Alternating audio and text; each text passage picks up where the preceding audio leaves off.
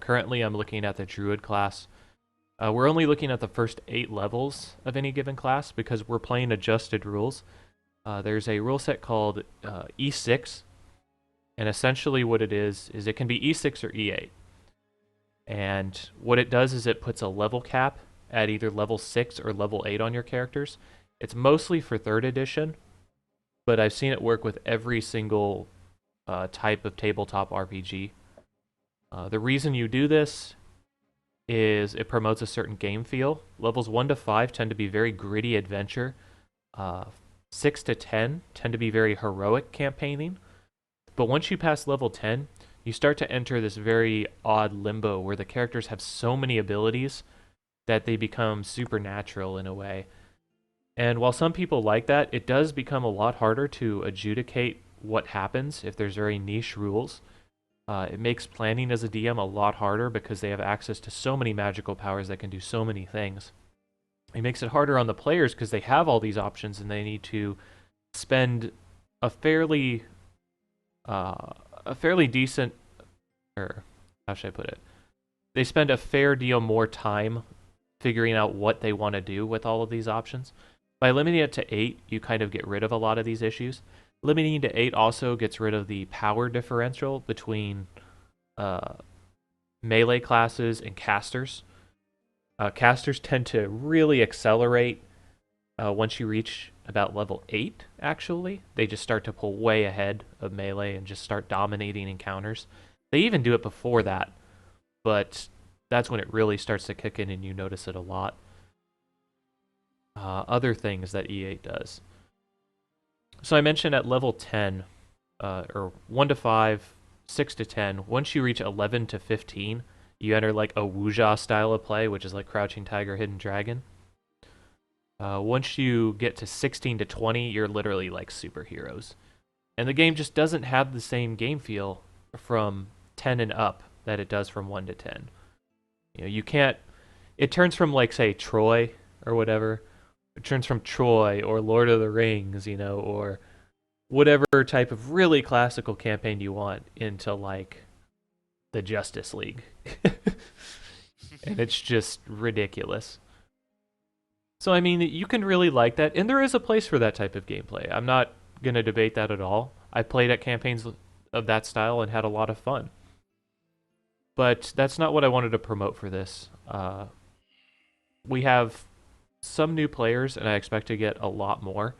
So we wanted to pick a fairly simple system, which D&D Next is a simple system that I really enjoy. I think they did a great job with it so far. And we wanted to make it so that people aren't burdened with tons and tons of abilities for their first character. As far as the campaign goes, in addition to the E8 rules, what else would I say? The format for Arbeidet, which is the setting, I guess I'll go ahead and kind of go full screen for this, for at least explaining this a little bit. The format for Arbeidet, which is my current D&D Next campaign that I'm working on, it's supposed to be like a modular experience. What I mean by that is the DM and the players are not always set. Essentially what I've done is I've created a group through Facebook, and we have a set amount of members, and I set a schedule for the week of and the next week, that, you know, the one we're currently on and the one coming up. And basically people will sign up for whatever days they can play or whatever days they wish to play. And if enough people sign up for a day, then they can kind of network with each other and go, hey, when do you want to play? Like, okay, we can do this. Who's going to DM? The reason this works is because Arbeidet is essentially a bunch of one-shot adventures. Because of E8, everybody can stay at a reasonably same level. So even if you're +2 or -2 levels on a person, you can still actually adventure with them at a pretty reasonable clip. To support that, we're also making it so that players can play 1 to 3 characters if they choose to. And that's partially to allow for multiple characters at multiple points in the leveling phases, and so that people can try out all the new classes that they decide. You know, maybe you're really torn on if you want to try a fighter or a druid. You know, roll both. This also works on the DM, since they're all a bunch of one-shot campaigns, and you might have some overarching stories, but you're more introducing characters. You can think of it like an episodic TV show. You know, you don't need these huge or these huge overlapping stories and, you know, massive seasons worth of storyline, you know, to get to where you're doing. But you can more present characters. Like you think Seinfeld, I guess, would be a good example. They do refer to previous episodes when they're in the sitcom, you know, but they don't really have to do with what's at hand necessarily. They more just introduce the character, and then the character might be in a different situation than they were before, but it stays in tune with the character. In this manner, you can make it so that you can have multiple DMs as well. So you don't have to have one person always DMing, they can play as well. And of course, that's just dependent on if the person wants to or not. Like, there are some people that are so new to tabletop and new to the system that they probably don't feel comfortable DMing, or maybe they just don't have the time. So, in that case, they can still just play. You know? And what's really nice about this is I fully expect cliques to emerge. Like, you know, you'll want to run with the same people, but at the same time, they're not a given.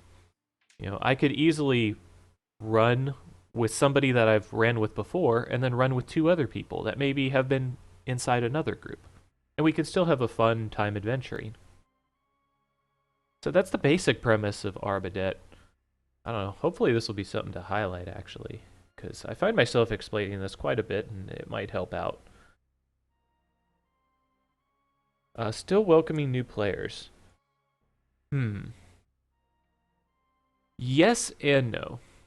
Originally, it was supposed to be just friends and friends of friends.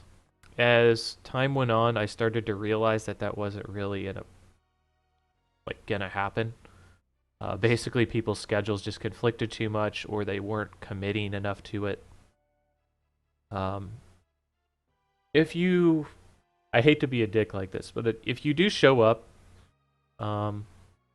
in this channel a little bit more, you know, kind of see what's happening, you know, kind of know what you're getting in for, because I don't want you to jump into this and feel like you wasted a lot of time.